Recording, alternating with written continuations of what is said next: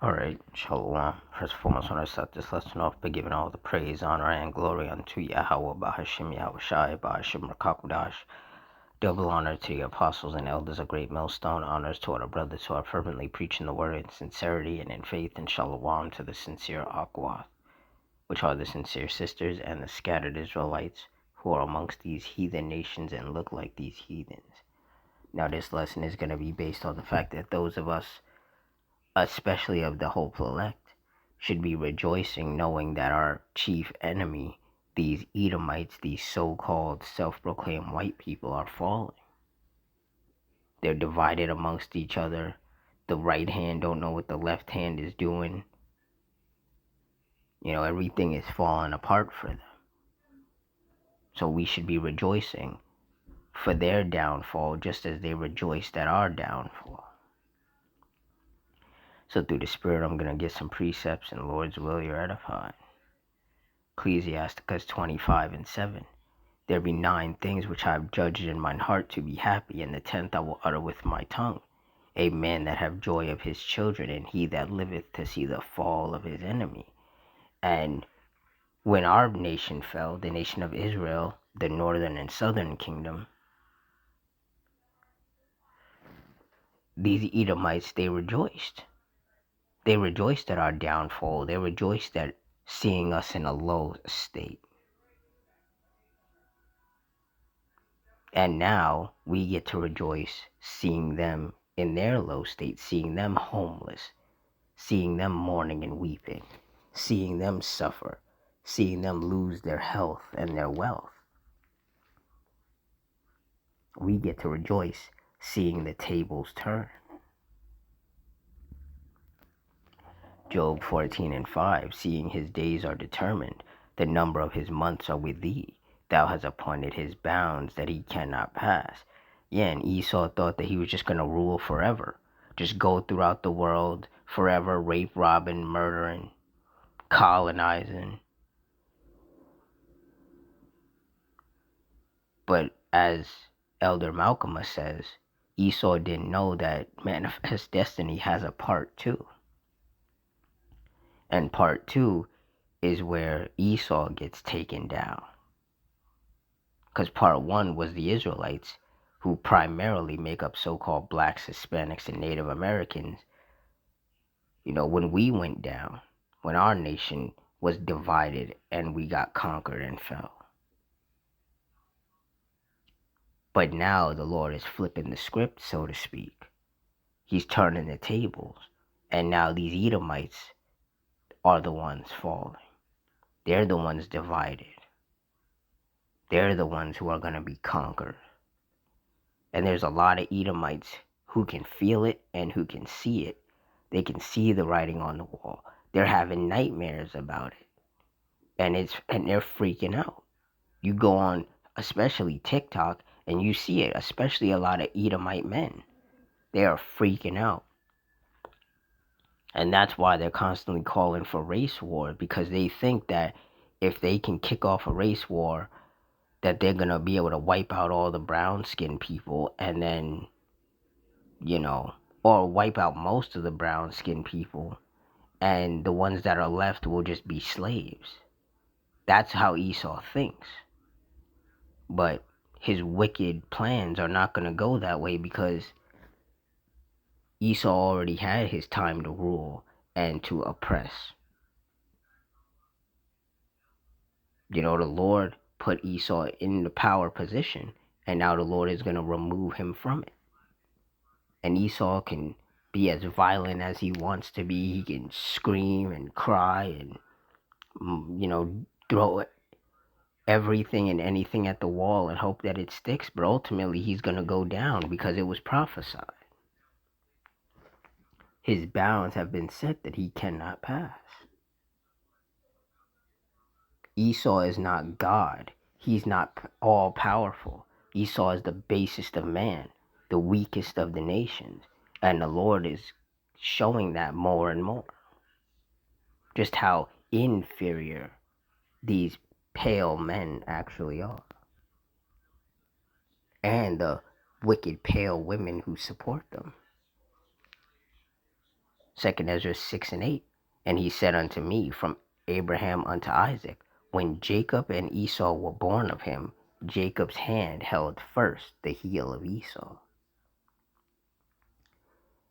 Verse 9, for Esau, the so-called white man, the so-called white race, is the end of the world, and Jacob is the beginning of it that followeth. So once these Edomites go down, there is a kingdom that comes after, and that is the kingdom of heaven, with Yahweh Shai, who people ignorantly refer to as Jesus Christ, is going to be ruling. And then the Israelites, who primarily make up the so-called blacks, Hispanics, and Native Americans, and then the scattered of our people who look like these heathen nations after being surrounded by them for centuries and, mixing with them. We're going to be the ones ruling, and these Edomites, they're going to be in slavery under us for 1,000 years of the most hardcore, brutal slavery that any nation has ever experienced, because they have to receive double the judgment and the punishment and the slavery and the brutality that they did that they did to us.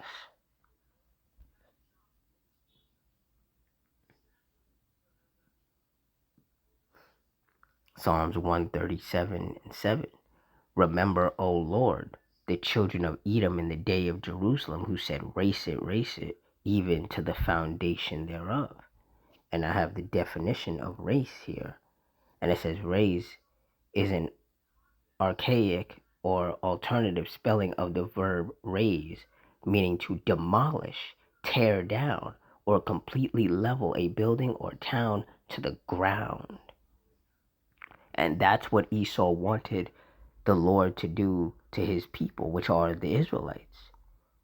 Like we were going down, we were falling because the Lord was punishing us, because a lot of our people majority of our people, just as they are today, they were following the ways of the heathens, getting all these piercings, all these tattoos, just doing all manner of wickedness. So in his anger, the Lord divided our people, and he brought us low, and he put these heathens, predominantly the basest of men, these Edomites, above us. And as we were falling and being divided and conquered, these Edomites, they were cheering on our downfall. They were telling the Lord to demolish us, to tear us down, to completely level us. And now we get to say the same as we watch them fall. The only difference is that the Lord was never fully going to destroy us. He brought us low to punish us. But now he's going to raise us back up. And he's going to put the wisdom, knowledge, and understanding of these scriptures in our inward parts. So therefore we never go off again. We never sin again, which means he will never have to punish us again, which means we will never again be under our enemies. We'll never be in captivity ever again. But what these Edomites don't understand is that they are about to be erased. They're going to lose on this side, all of these Edomite kingdoms, they're going to collapse. They're going to crumble, just as these Edomite kingdoms collapsed in the past. And then these Edomites, they're going to get rounded up. They're going to get put in chains. And for 1,000 years, they're going to serve the most hardcore, brutal slavery any nation has ever had to endure. And then after that 1,000 years is up, all of these Edomites, the ones that actually are Edomites, not just the ones who look pale, because there are going to be Israelites who, once again, look like Edomites. But the actual Edomites, the ones who are Edomites, they're all going to get rounded up. The men, the women, and the children, and they're going to get erased off the face of the earth. They're going to be the ones who actually get demolished, torn down, and completely leveled and erased.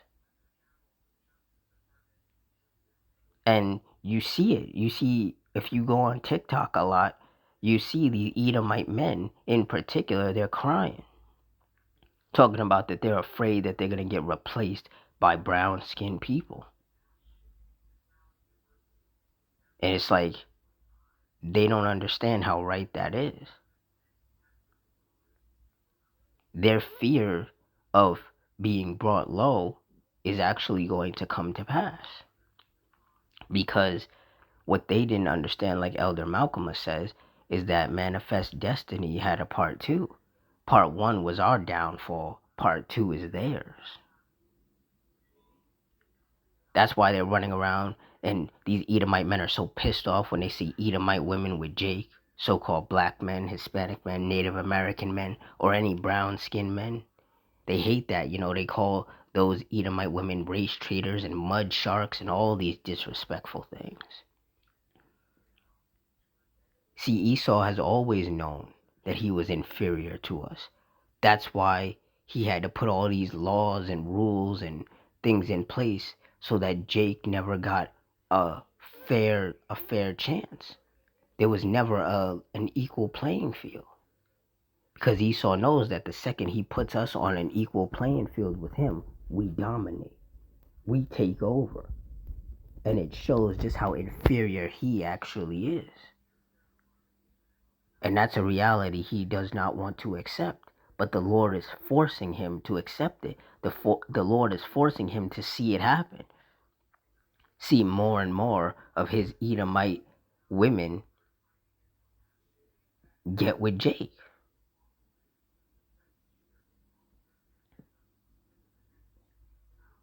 You see, these Edomites, they have no peace. They have no rest. They have nightmares about their downfall.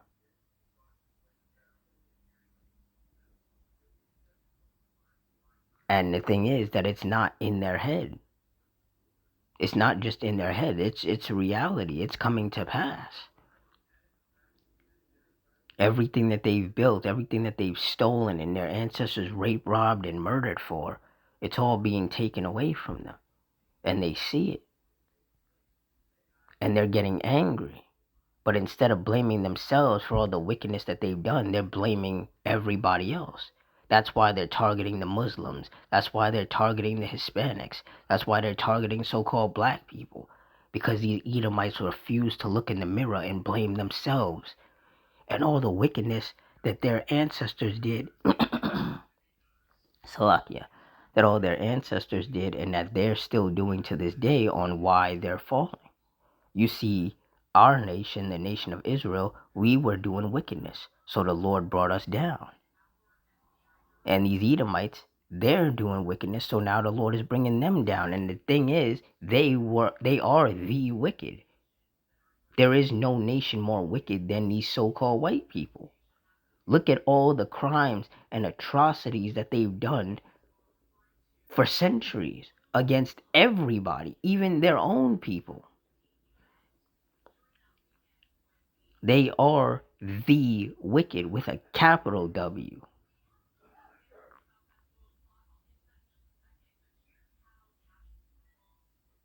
So when they go down, they're never coming back up. They're never rising again. This was their last hurrah. The way the world is right now, as torn apart and divided and as wicked and disgusting as this world is, this is the best that these Edomites could do being in power. And the funny thing is that there's a lot of Edomites that are homeless or just living paycheck to paycheck. There's Edomites that have to live around Jake even though they hate us. Those Edomites, they never got a chance to really enjoy being an Edomite. So, as brothers say, those type of Edomites, those regular Edomites, they're two-time losers because they lost on this side in a system built by Edomites, supposedly for Edomites, but clearly it was only for the wealthy Edomites. The rest of them just got pushed to the side.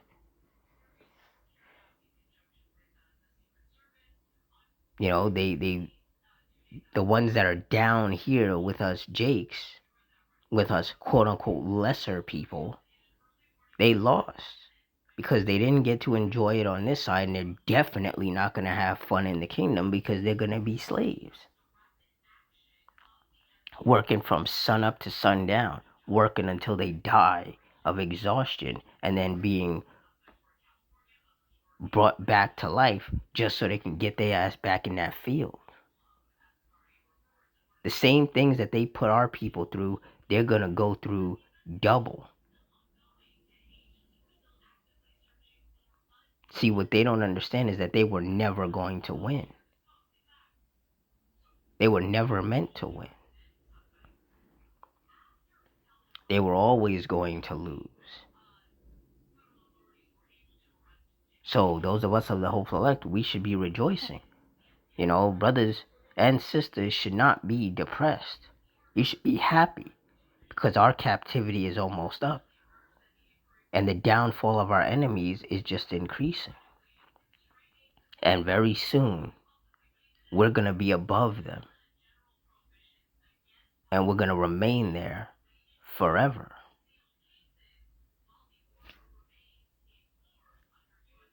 So with that, I'm going to wrap it up here. In closing, I want to give all the praise, honor, and glory unto Yahweh, Bahashim Yahushai, Bahashim Rakakudash, the Wadi Yahweh, Bahashim Yahushai, for putting the spirit on me to do this lesson. Double honors to the apostles and elders of Great Millstone. Honors to all the brothers who are fervently preaching the word in sincerity and in faith. Shalom to all the sincere Akwath, which are the sincere sisters. And shalom to the scattered Israelites who are amongst these heathen nations and look like these heathens. Hope you all stay strong, stay safe, stay fervent, stay circumspect, stay prayed up. And Adawan Ratazah, which means Lord's will. Until next time, Shalom.